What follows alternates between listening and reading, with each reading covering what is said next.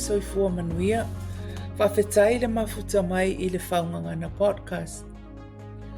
O au o Dr. Ioana Mulipola, o le mental health nurse o lo ngalue o le faia onga, i le nursing school i le University i Aukilani, New Zealand.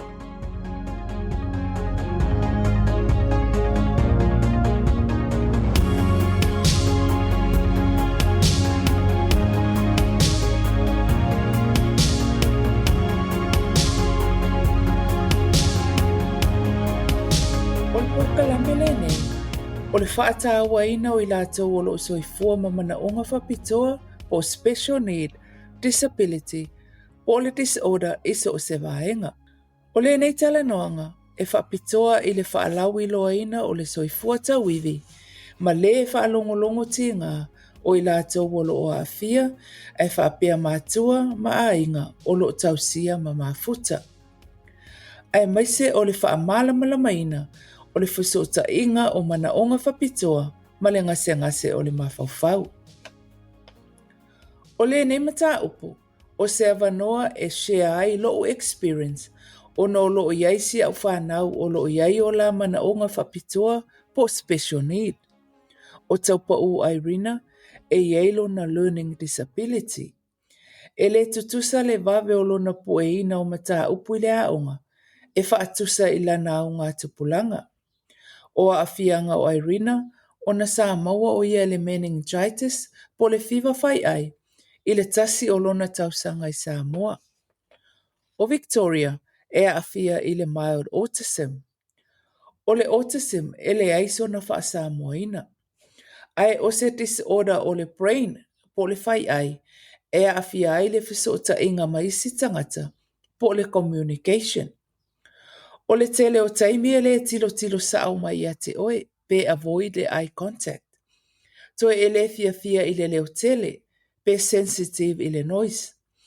E whaingata o na adjust, pe a iaini suinga o plan, a sui whaafose i se plan, e o no stress mapupole ai. O le autism la, e iailo na continuum, e mai le mild, moderate to severe. O Victoria la e le mild, o lona winga e la ititi se vaenga o lona afianga i le autism. Ua o whaingoa ina le nei polokalame, ia soo le fau ma le fau. O na e whaatatau i loo experience i le tausia ina o si au fanau. O le malo si anga o le la au o le fau, e flexible, e whao ngā e so ai tala mai vivi o le fale Samoa, ina ia malosi, saunga le mu, ma malu ai le ainga mai le la ma timunga. Ua o whaatusaina lea i loo tiute, i le whaalongolongo ti ngā, i le alofa e tūla i ai masa ili se fesoasoani, mo si au whanau a o laiti. O le mataupu e fia whaamamafa, o le disability, po le manaoga whapitoa, e le o se mea whaingofie, e le ngata i le o loo afia, ai o le aiga, aemaise lava i matua o loo tausia. O loo iai le tāua, ma le au ngā o le malamalama i le nei mataupu, mo le tatou atu nuu. Ina ia ave ese ina ai le tusi lima, a amu, ma whaailonga tangata, ia i latou o loo afia ma o latou aiga. Ai ia whaataua tangata uma, ma o latou sau, i to tono aiga, nuu e ka le sia ma le atu nuu. O winga, ma unga o le disability i so se vaenga, e a o ina ma whaalau tele ele sila fia ma le iloa. O le whaataita inga mai si au whanau, ua o iloa ai o na fesoasoani i matanga luenga ese, ale malo New Zealand. Ua whaalau tele ai lo iloa i metotia ma skills e whao ngā e fesoasoani ai ma le whanau. Ua whaalau tele ina ai la o fesoasoani ngā maisi tangata, e pei o faia onga mga luenga o loo iai le whanau. Aemaise, ua o iloa ai le tele o le resilience, o loo ia te au, ona o le alofa i le lumana i o le whanau. E tele taimi e lu i te awina ai le ono sai, ma le whaatuatua. Ai o le vaai mamau i le lumana i o le whanau pe ama vai ma ua o matua. O le ala le o le whaamalosi ma le whaalongolongo tinga, a o la iti le fanau. I lo experience ngā lue ai i le mental health. O le tele le o mafua anga o le ngase o le mafau, e le ngata ia i latou o lo soifua ma manaoga whapitoa, ai whaapea o latou matua ma aiga. O le mawhai o na express emotions, po o langona o le tangata o lo o afia, ma malamalama mai iai le aiga. O isi a mafua anga e tupo ai le stress, ma le ita, popole, ma le iai le moe. I le taimi nei, o lo o tele lava i latou o lo o le malamalama i le nei mataupu. O le tele fo i o isi, e fai upu ma tusi lima, ona ua whaatusa i latou o lo o afia. I le treno po le lau tele o tangata soifua o lo o malolosi ato atoa. Ai peitai, e le o tilo i le strength, po le malo si anga o lo i le tangata ua mawhaiai o na latou soifua, ma ausia ni matatia o le olanga e pei o isi. E tele ina ai i le deficit, po o mea ua le mawhai o na faia. Ai le ai i le strength, po le malo si anga. E pei o le soifua tau wiwi o le tangata, ua mawhaiai o na faia mea uma e pei o isi tangata. Aemaise o le ono sa'i ma le sacrifice ma le pale o matua ma aiga o lo o latou tausia. O te iloa lava i lo experience ma si au fanau, le iai o le stigma, po le tusi lima, va ai mawalalo ia i latou e iai manaoga whapitoa. E le ngata i upo e fai, o le tilo, ma le body language e va aia. O nei va ainga, e le fai ngofia i le matua o Natalia. O a afianga o nei va ainga, e ono a vea le tusi lima, ma upu tau fai o isi, e tau mia ai le soifosa o loto i latou o lo o a afia. O le whaataita inga, o isi a inga, ua a vea le va ainga a isi tangata, ua tau fiai i latou with disability i le fale. E le a wai i whaala putuputonga e pei o le au fai pese, o le lotu, au talavou, po whaatasinga a inga. O sili atu le whaalongo i whaupunga a isi tangata, ai le manatu i le langona, ma le ai ata tau a le tangata ua afia. O nei mea uma e tupu ai le lotoita, whaanoa, ma le ai ai se whaamoe o i latou o lo o afia. A wafo i o lea ua wa ai le tamaititi, po le tangata with disability, ua le whaata waina lona tangata i totonu o le ainga e ka le sia ma le nu. E iei le au ngā o le tatou whaalongo, ma mana ia manatu ma le experience o i latou o lo iei manaoga whapitoa, po disability, ma o latou ainga. Ina ia malamalama ai i le whaingatā o le ngaluenga o lo whiangai ma i latou. O le lava o le malamalama e mawhai ai o na ave ese le tusi lima, ma le whailonga tangata mai le tatou community. O le nei awanoa o le awha asoa atu ai le fanau i le laua experience o ni tamaita i Samoa o lo soifua ma le disability po o manaoga whapitoa. Malo soifua o lo ingo Taupa'u Irina Mutpula. Victoria? Talafalava, malo soifua o lo ingoa o Victoria Langi Mulipula. O whesa e a o ngai Irina? I went to school in Robertson Road, Sir Keith Park, Beta Intermediate, Southwood Cross, and MIT. Okay. Whela lo e whaingalue ngai nei? I used to work at Butterfly Creek, but now I'm working at McDonald's as a lobby cleaner. I whele? And Mangere Town Centre. How long have you been working there? I've been working there for 6 Over 6 years? Over 6 years. Okay. Yeah. E a o e Victoria, whenga e a o ngai? O le aonga o e muamua e Idlewild Kindergarten, and then to Waterley Primary School, Sir Douglas Beta Intermediate School, then to Southern Cross Campus, then to Sir Keith Park School, and lastly is MIT. Whela lo e whaingalue ngai nei? whaingaluenga o Sudima Hotels leo Auckland Airport. Okay, how long have you been working there? Kolokausaga, 3 years. Okay. So, Irina, what are your hobbies and interests? I like doing Scoobies, and I like doing word search puzzles as well. And I like listening to music, such as K-pop music. Okay. E Victoria. My favorite hobbies in my spare time is drawing, designing clothes by drawing, playing with my laptop, and listening to music such as K-pop and rock heavy metal. Irina, what does a special need mean to you or disability? I think and do things differently from other people.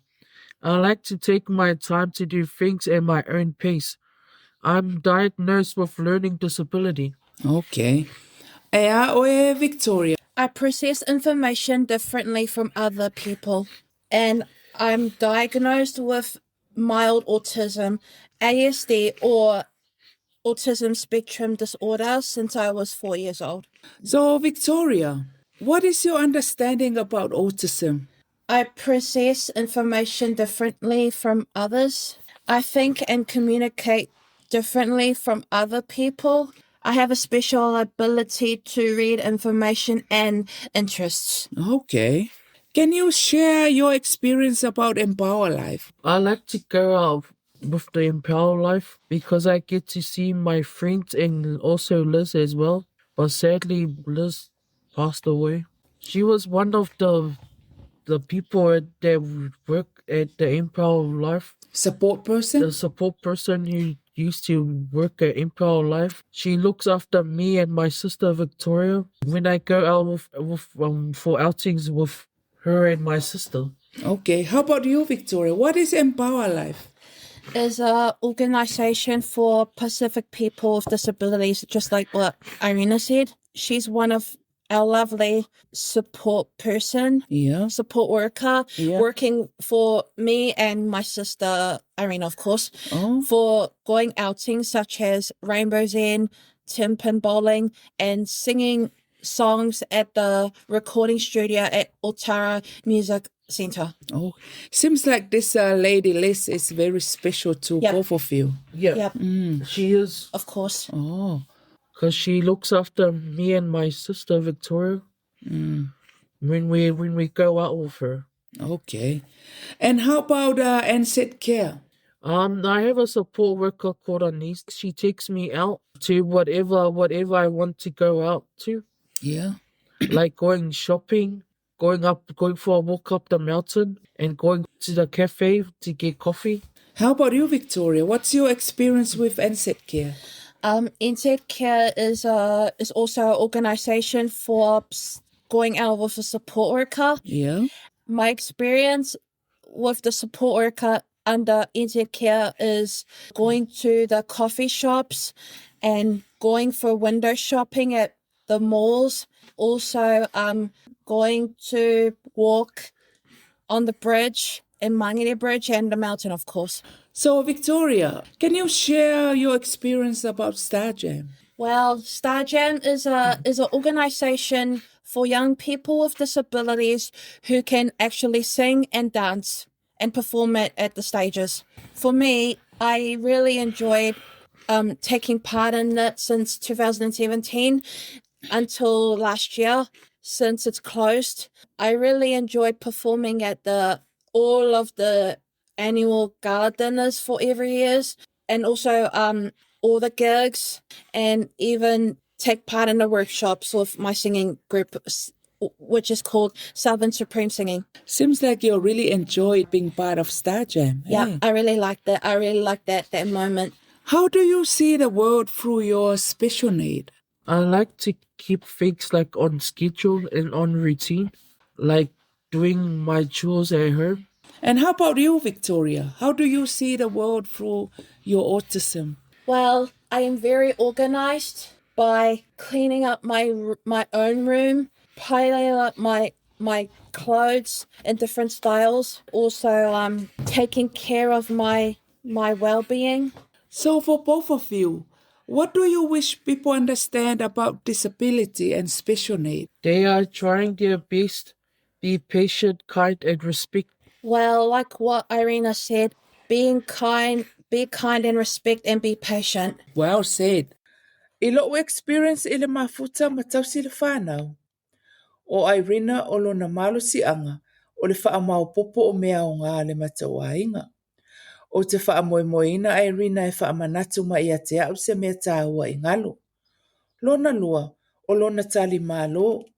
So se isi lava e sau i le matau vale, se i vanga nā ua le iloa, e mua lava whaafe iloa i se tangata, ave le iputi, pe fesili i aipe i eise me mana o mia. E le alu ese se ilonga wo ese ni malo mai le matau vale. E o si a inga ma tau si a inga, e pei o le fesoasoani e tau si lona grandma i Samoa. O Irina o loo whainga luenga tū mau nei pe full time i le McDonald's i Māngele, mo ne tausanga si tele. Ma o loo wa aia lava e ia lana tupe e whai aiso se mea mana o ai. O Wingo Victoria, o ia o se tamaitai e wa aia lava e ia ana whai unga pe independent. E le lei i le wha computer ma le technology. E iloa lava e ia le pattern o le ofu e mana o iai. E mawhai ona ia tu whaatasi se tu singa, po se puk, ma ua iai fo ilona learner's driver license. E wha moe moe ina i le whainga o ana au, e mahea ma le lei ato toa. O Victoria e eila na tale ni o le pese ma le siva, ma sa wha fia i show o le Star Jam sa whai e le city, ma isi taulanga o Kilani.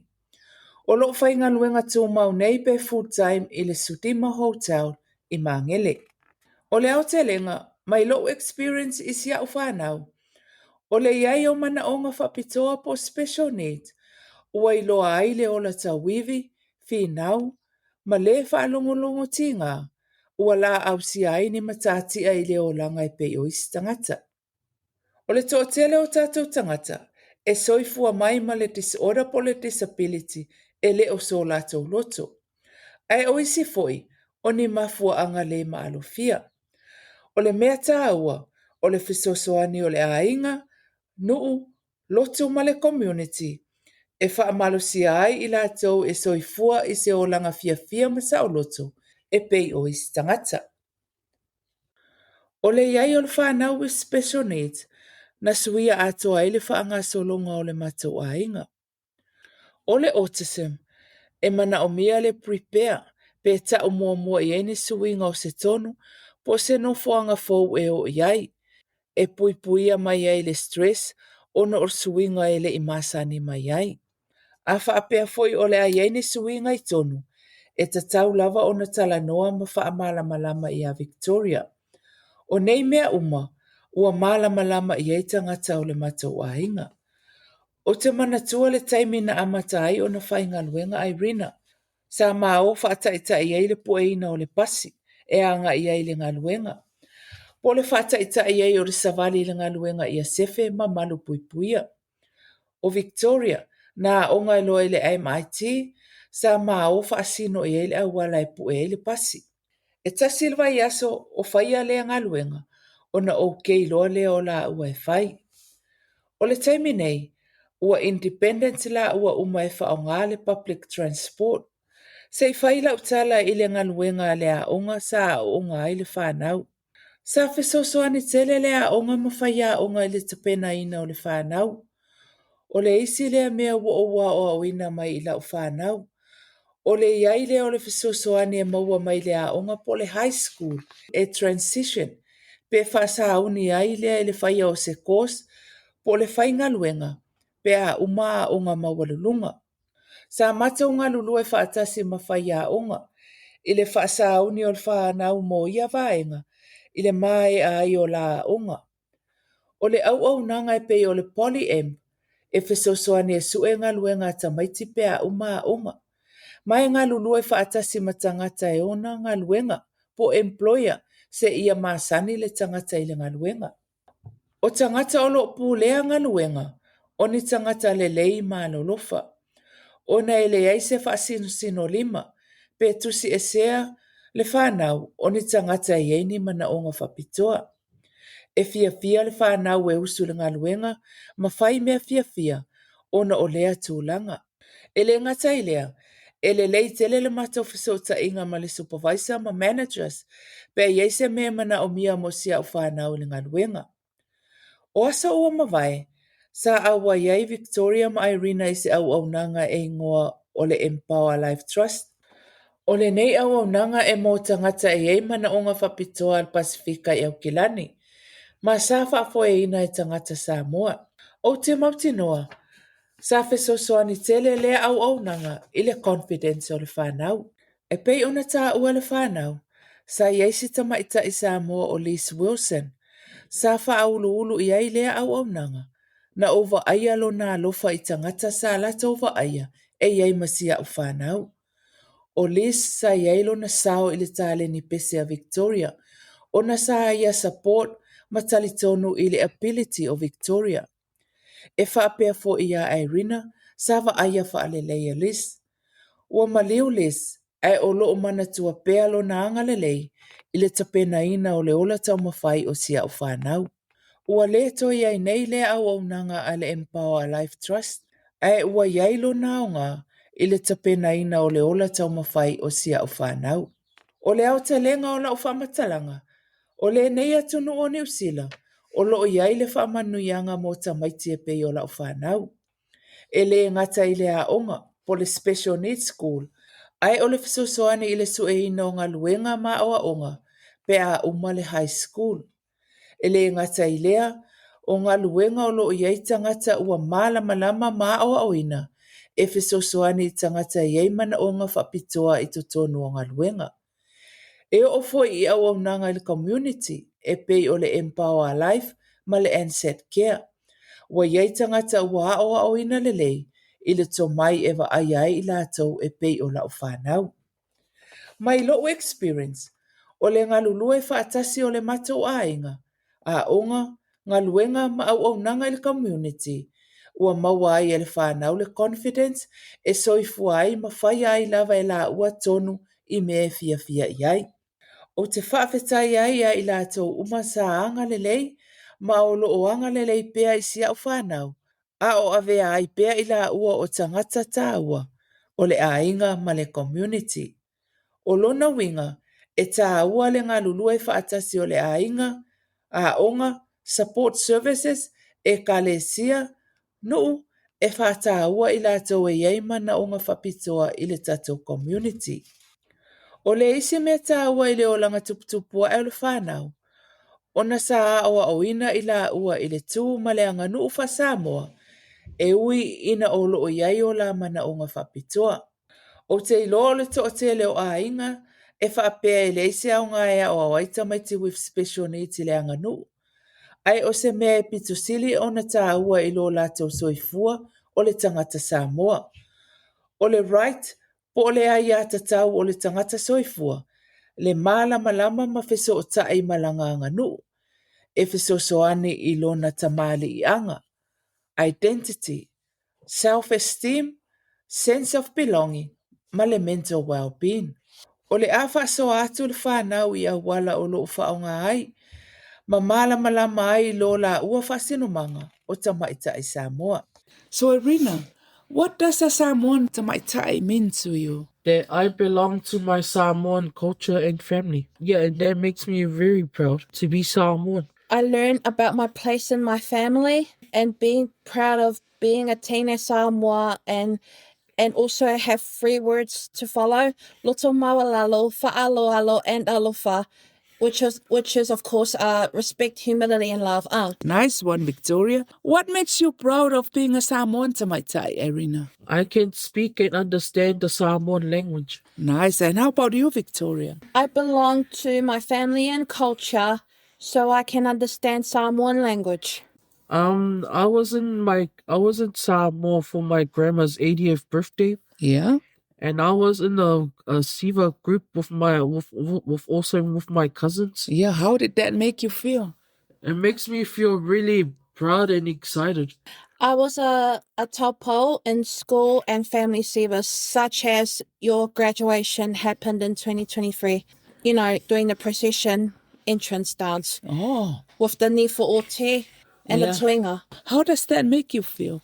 It makes me feel like a proud someone to maitai. Tell us about your experience being the center of the Taupa'u Irina. I experienced my family and village coming together on my Saupa'u day.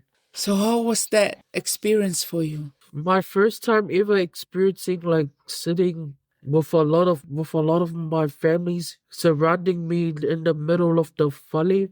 And it was my first time ever experiencing like a ceremony and drinking the kava as Oile well. ava. Yeah, and drinking the ava as well. Yeah, I was really proud. What was your experience as a Tamaitai Samoa? I observed my sisters getting their matai titles, including Irina, but sadly I didn't get one. Yes. It's because Your time will come. my time will come, obviously. How about knowing how to speak Ngana Samoa, Irina? I can communicate with my grandmother and family in Samoa. It makes me feel really proud of myself that I can speak and understand what they're saying to me and what I can say back to them. How about you, Victoria? I can speak and understand Samoan language. Yeah. Like, for example, I sometimes spoke to you and Dad in my Samoan language, and also to my other aiga. Makes me feel so proud, and also follow up my free words like I said before. Loto maolalo, fa'aloalo, and alafa. E pei ona o tāua, o Victoria e yeila na tāleni o le siva Samoa. Ma o se ngai o inga e fia tele iai. O ia e masani o na taitai au siva mo na uso, I whaatasinga a inga e whai au kilani po o Samoa. O ia foi, pei ona sa ia tāua, sa tai mua male ni fo oti, ma taitai I le solo o lo graduation, sa faia I le fale Samoa I mangele. Ma o se vainga matango fia le whaatinoina, I lona confidence and pride o le tamaitai Samoa. O Victoria foi e le lei lana wha Samoa, e malamalama tele I tala noa ngā tangata e whai, e tala noa ai malonga grandmother, ma a inga I Samoa, I le ngangana Samoa. O Irina, e pei ona o tāua, o lona winga e lo whangi ai e tangata o le matou a inga, o le laufufonga fia, matali malo I so o se isi e a fea lo matou a inga. O nei winga o Irina, sa a o ina mai I ona grandparents, matotonu o le matou a inga. A o lai titi lava o ia, I le tāua o le tali malo, ma le whailonga tangata. O Irina foi, wasu wafa I le taupa'u, mai le ainga o lona tamā. Ma ua malamalama lelei, I le winga o le ave ai mamatai I totonu o ainga. Mai malamalama lelei I le olanga o le tausi ainga, ma le winga o le fai o whaalave wha Samoa. Aemaise le tausinga o lona grandma I Samoa. O Irina ma Victoria, e loa le leile tū ma le anganu, a le tamaita I Samoa I totonu o le ainga. E pei o le a ai whaatasi o le ainga, tausi o le vāwhea loa loa I ma ainga maisi, a lofa I le ainga ma le tautala whaalo alo. E loa o na nofo lele I lalo ma ai, ai maise lava I nofoanga whaitele. O ia o aonga, e loa ai le whaatawa ina le fanau, o le whaalo alo le tū ma le anganu wha Samoa, ma lola ua whasinomanga o tamaita I Samoa. O se awa o ngata ua moa o le tina e a mata mai lava I le amatanga se ia o mai le taiminei. O le lava o le onusai, ma le whaalongolongo tinga. O le tele o taimi e tofo ina ai I whaafita auli malu I tau. Ai o le onusai, alofa, ma fesili e sa ili se fesoasoani. Mai lo experience, na over aia loa winga o le whanau. Sa o fesili lo I faia onga po fele mea e mawai se fesoasoani. O tele I atali, sa o sa ili, ma fesili I matanga luenga ese. Mai lo experience ma le whanau. Ua owi loa ai le tele o au nanga mo le disability I totonu o New Zealand mo tangata Pasifika. Sa fesoasoani tele le sa ilinga o se fesoasoani mo le whanau I lo confident. Ma ua owi loa ai le tele o mea o ngā I lo uolanga. O le fautuanga, awale no fuai, Talanoa I lau GP po le faia unga, mo se fesoasoani. E le sau le fesoasoani e sue oe, o le matua ma tagata malolosi, e o e sue le fesoasoani. How do you take care of yourself, Irina? I go gym with my mom in the morning, going out with my support worker, window shopping, coffee and movies. And I like to go for a walk up the mountain, Magri Mountain, with my support worker. How about you, Victoria? How do you look after yourself? Going to fitness classes on Monday afternoons. Yeah. Going with my support worker to places I want to go.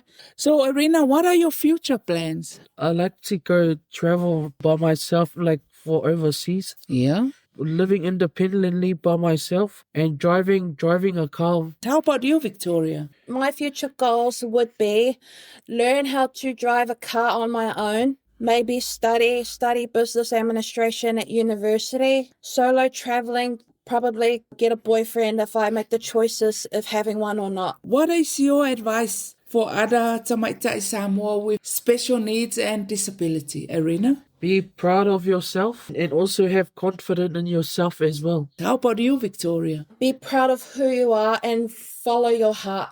And how can family best support their loved ones with disability or special needs, Irina? Be patient, kind, and respectful to them, Yeah. and include them in your family discussion and plan. How about you, Victoria?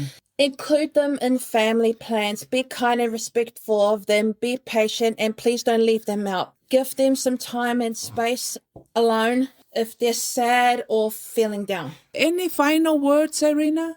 And be proud of yourself. You have to respect them well. Have some calm, relaxing days for the family. And I would like to say for Star Jam, it's been an opportunity for me to join, and also I would like to thank to my Southern Supreme singing workshop and also to my friends as well. Thank you so much. Whaftai. O le vaaia lelei o le soifua malōlōina o le matua po o tātou o ke akivas. O le mea tāua, o le tausia o le soifua malōlōina o tātou o ke akivas po o matua. Ona e leo se ngaluenga whaingofie o whiangai ma tātou. I le taimi o la iti le whanau, e le eise taimi sa mawhauwhaua i e whaise malōlonga po se self-care. Ona o se mea sa le tāua, ma o te le i loa ina i eise mea whaapea e ta o le self-care i lea taimi. O le taimi nei, wa o iloa mai lo experience, le tāua o le soifua malolo ina o le kia kiva po mātua o i latou o yei special needs, disability po disorders. O se mea e te tau o na whai, a wale soifua malolo ina o le tino, ma le mawhauwhau o kia kivas. O nisi nei o whaataita inga, o le tala noa isi, mafuta atu isi, o le whaamalo si tino, o le savali, po le wheiloa i mauo i le kawhei, o le alu le tifanga, po le dine out.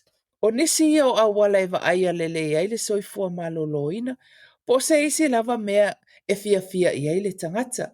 O nei mea uma, o auala e malolo ma fia ai le tangata tausi mai, po le matua, ona o le tāua o le ngaluenga o whea ngai ma tātou. O i nei New Zealand, o lo i ai le Taikura Trust, e maua mai ai le Carer Support Days, e totongi ai se isi o le tau ainga, pe totongi ai se respite, e aluatu e ailo walo po le tangata o le ainga with special need, ai fai sau break po sau malolonga. Tala noa i lau fō mai po le GP, po le aonga o lo i ailo walo, o i nae fai ai le referral i le Taikura Trust po special needs services. O lo i ai fo i au nanga le disability mo tātou tangata Pasifika, e iei latou day program, e whaatasi ai maisi tangata e tutusa o latou si o manga, e fesoata i ai matala noa, o isi ia auala e socialize ai, e le ngata ia i latou o lo i ai ia le special need, po manaoga whapitoa, ia e whapea fo i tātou matua po ke kivas. O totonu o le ainga, e a mata ai le amana ia o i latou o lo i ai manaoga whapitoa. O le matou ainga, ua sui atoa le whaangai o ina o plan, ina ia iai whaatasi ma le whanau I so se mea whai. O le iai o manaonga whapitoa, e le ave se aile ai atatau, po le raita le whanau, o ni tangata tau o le ainga. O le upu muli muli, o te whaataua ina le upu mai le tusi atu I atua, tupua tamase se efi. O le tausia mawa aia o I latou e iei manaonga whapitoa. O le pele I upu, pele I le ai, pele I fōlinga. O le alofa e fusia ai mea uma o le olanga nei. Whaataua I latou e iei manaonga whapitoa ma o latou ainga. A wā e te le o malamalama I le whaingatā o lo whea ngai ma I latou. E te le ilo aina le whaingatā, se ilonga ua e o iai. Ia malamalama mua mua o na e whai ai leo se upu maamionga. E mana o mia lau fesoasoani, e wha amalo si ai lo latou soifua manui o le tino, I le anganga ma le mawhauwhau. Ia soo le whau ma le whau. O le whaalia o laulangolango I le whaaloalo. Ma le alofa e ala I upu maamionga e te whaalia mo tangata ma o latou ainga, e whau si ai se ainga. Nuu, community malosi, sa o loto saunga le mo, ma fia mo tangata uma. O le upu o le tato atunu, o au nei, ai o a oe tae au.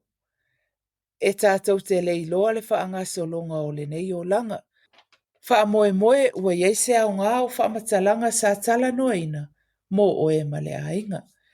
Mo nisi wha matalanga, pe fia wha ailoa so fina ngalo le tatou polokalame, fesoatai mai I le emaili, joanna@faunganganapractice.com. Pe fesili I lau 3P, po le fō mai wha le ainga, po le a onga olo o a onga ilo walo. Pe asia siane I le Faungangana Practice website, www.faunganganapractice.com. Whawhetai tele I lau whawhifonga mai, manuia ngā luenga o whea ngai ai, soifua mai a manuia.